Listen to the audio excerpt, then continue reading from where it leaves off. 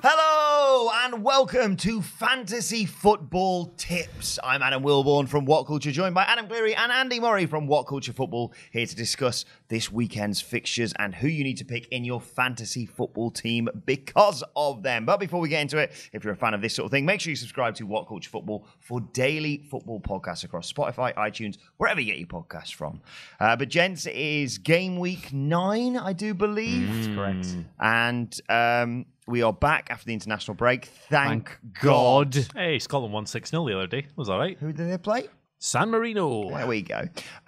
So, looking back at fantasy football, first of all, how are you feeling? I'm doing all right. Every week I keep thinking, oh, that was disappointing. That was a bad week. But I'm doing all right in all my leagues, relatively speaking. I'm not dropped off the pace on anybody. I'm not in a league with anybody who's run away with it either. Mm-hmm. So it's still normally sort of like week 9 when you come back after the sort of October international break is when a lot of people start dropping off because, I forgot about it. Oh, well, I'm already miles behind anyway. What's the point? But this year feels like everybody's now densely packed together because all the big sides are in one way or another having a shocker. Yeah, it's difficult to call. Like, in previous seasons, I remember the years of like when as long as you had Mahrez and Vardy in your team, you were sorted. Yeah. Or as long as you had a load of Man City players in your team, you were fine. But it's very unpredictable. As much as we say that Liverpool have won 8 games on the bounce. That's the thing. Liverpool have won 8 games on the spin, but aren't keeping clean sheets. And most people were going with like your Robertsons and your Alexander-Arnolds and your Van Dijks. They were like after you'd basically gone for a Mane, that's where he went for. And they're not picking up a whole load of points. And neither Salah, really. No, not really. I mean, it's similar to last season where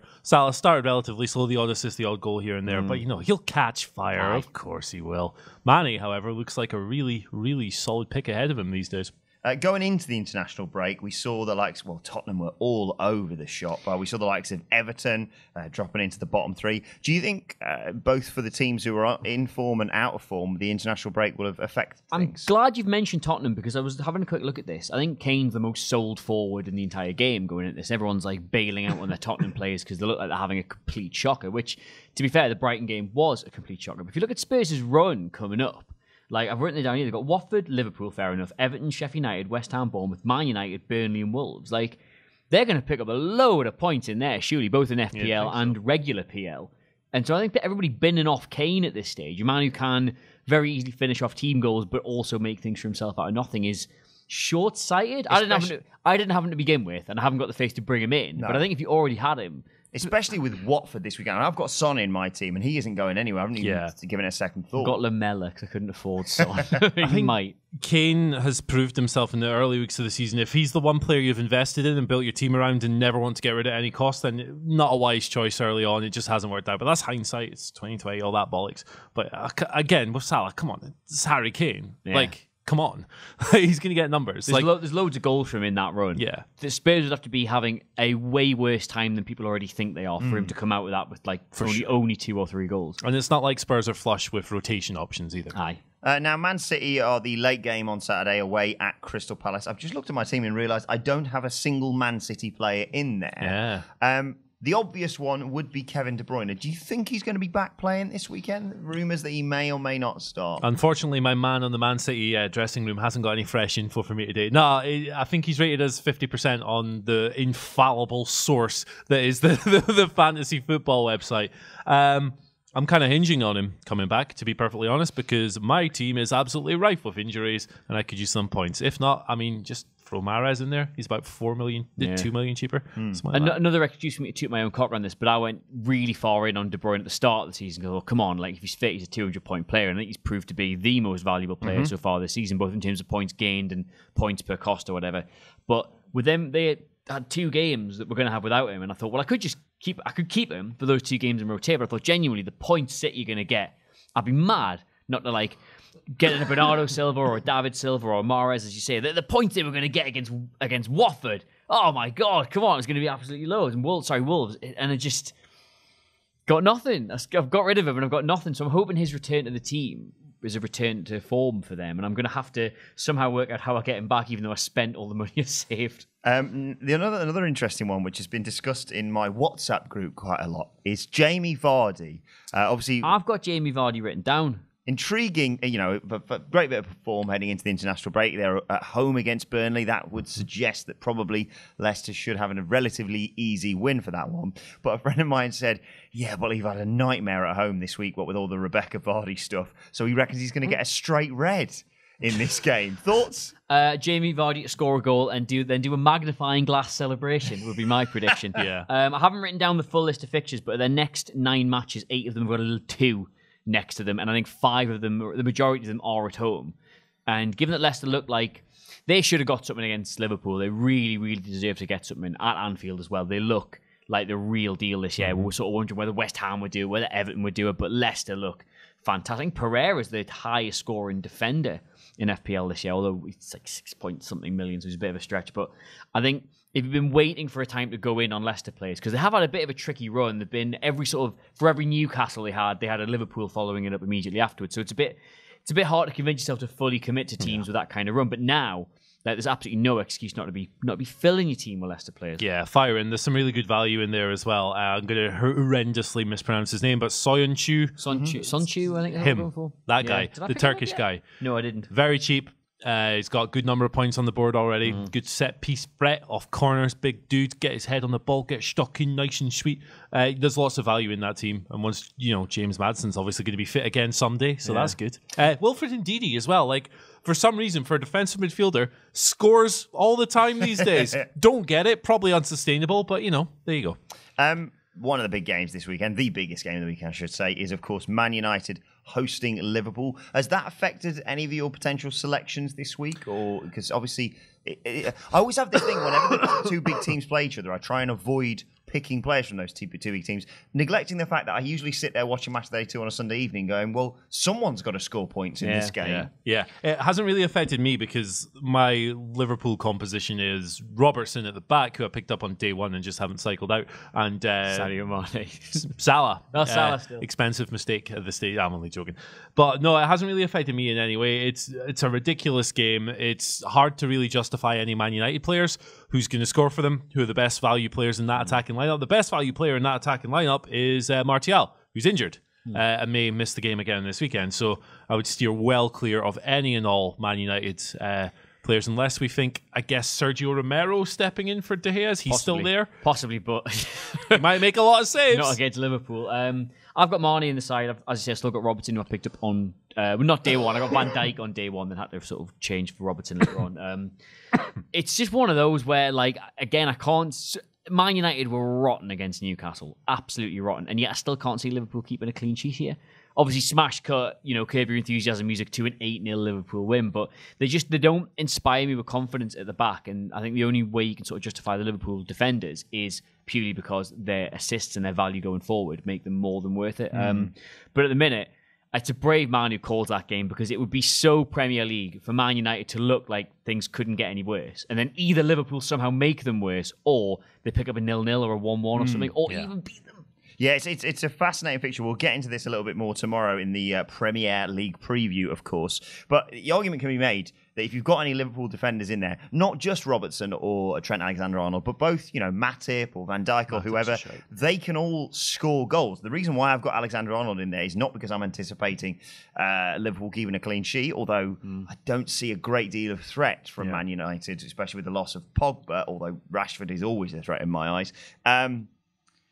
I sense that it's going to be far more going forward. I've got Mane as well, and he will not be leaving my side unless something spectacular happens. So I think that makes sense. Andy Murray, who are your major transfers in or out this week? Well, I've got a weird week. I've only got 1 free transfer, but looking at my team, I currently have a lot of yellows there. A lot of yellows, and Fabianski, obviously, who's a red, but that's okay because I've got nasty Nick Pope on the bench. Don't really need to sign anyone.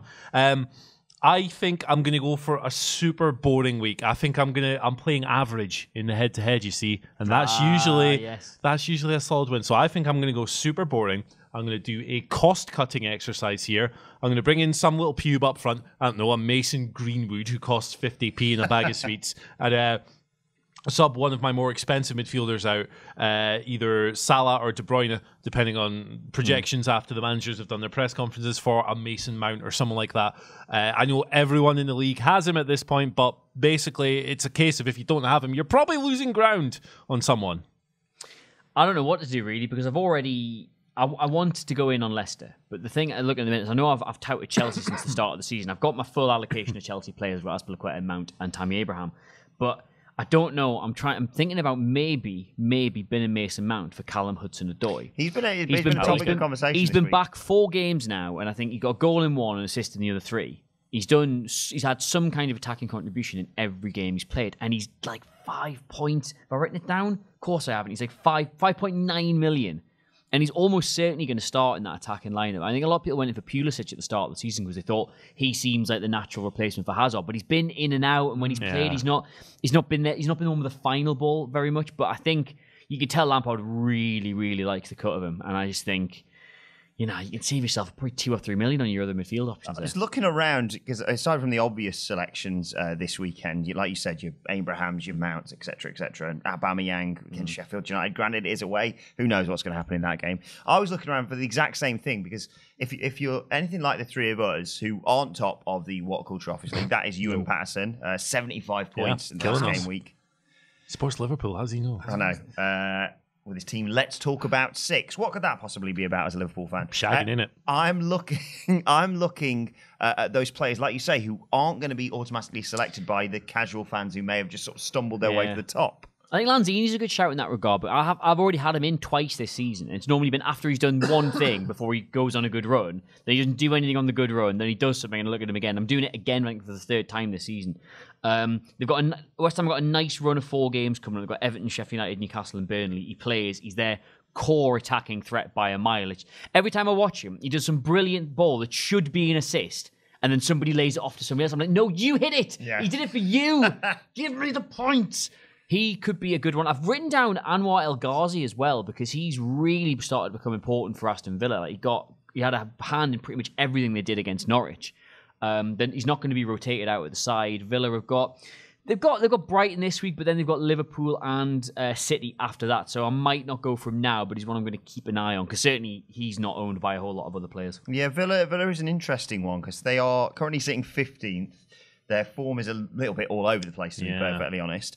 But John McGinn is a player that I feel like I should have had from the start of the season. I've had him in and out all season. Same here. Who's being tipped again by Villa fans this weekend. Wesley is a player I brought in, he did nothing, took him out or benched him, and he smashed in about 3 goals. Funny one, Wesley, because in the first couple of games, he didn't even resemble a football player. He looked more like a lamppost. But he's a massive, huge unit who could absolutely be a chaos element to that Man City defence at the moment. I had Ashley Barnes in because Burnley set off on probably the best run any team's going to get in FPL all season. Everyone was like, look, if you haven't got Barnes in, you're just going to miss out on all the Barnes points. And I think he's got me a grand total of nothing in the 3-4 weeks I've had him. Couldn't hit a Barnes door. Couldn't hit a Barnes door, yeah. I've got Eric Peters in. He's injured. He's been doing quite well at the back for them. I don't know.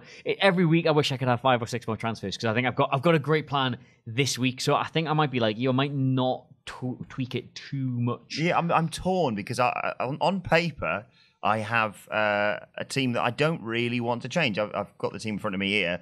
Swapping Lundstrom out for Rico sat on my bench. Bournemouth against Norwich at home would seem to be sort of have me done. I've got Pope in net, which, yes, he's going to be playing Leicester, but no one's going to sub their goalkeeper unless you really need to make drastic changes like you've got I've got Fabianski Pope as well, yeah. Alexander-Arnold, Rico, back 3 I've gone for. Diop from West Ham. West Ham away at Everton. Everton could, one of those teams that can always threaten. Everton to turn every it week, around. man. I've got this written down here. You cannot trust any team to keep a clean sheet this season because Everton. When I loaded with Everton players at the start, I had Pickford and Digne at the back because in the calendar year of 2019, they were right behind Liverpool and City in terms of clean sheets and the defensively they look great and they've got a great run at the start of the season. Obviously, got beat off Sheffield United, got beat off Villa. I think they were absolutely dreadful, letting in goals all over the place, but. Thing now is if you look at the top 10 defenders in the entire FPL, only 3 of them are from a Big 6 side.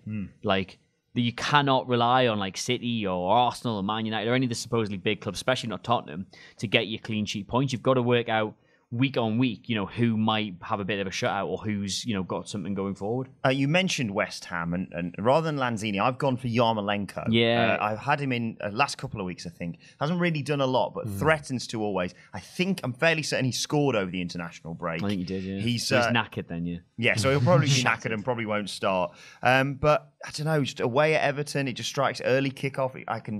see Yarmolenko being sure. the difference maker in that game, and it's almost the opposite as well of even if I didn't see him as potentially scoring in this game, is he worth sacrificing a transfer for that? I look at it and go, I can't see someone that is demanding to be. Maybe someone like a Madison. I don't know, because I haven't got him in my team. The only thing I'm looking at the minute is I've got Lamella and David Silva, and David Silva was purely there because as a placeholder. Because I wanted the Man City points while De Bruyne were out, and Lamella was there because I genuinely thought 2 or 3 weeks ago Spurs were about to turn it around and go on a bit of a run. I thought, well, if I can't afford Son, I might as well get somebody in there who'll do something. And the only thing I don't mind my defence at all. I'm still happy with my front three of Aubameyang, Barnes, and Abraham. If there's any way, I'll have to see how much money I've still got in the bank. If there's any way I can get Silva and Lamella out for Maddison and De Bruyne, that's what I will be doing. A lot of people are excited about Bournemouth this season, of course, completely mid-table, so currently sat 10th, but they are at home against Norwich. I've got Callum Wilson in my front line. I know a lot of people have got Harry Wilson as well. Yeah. They could be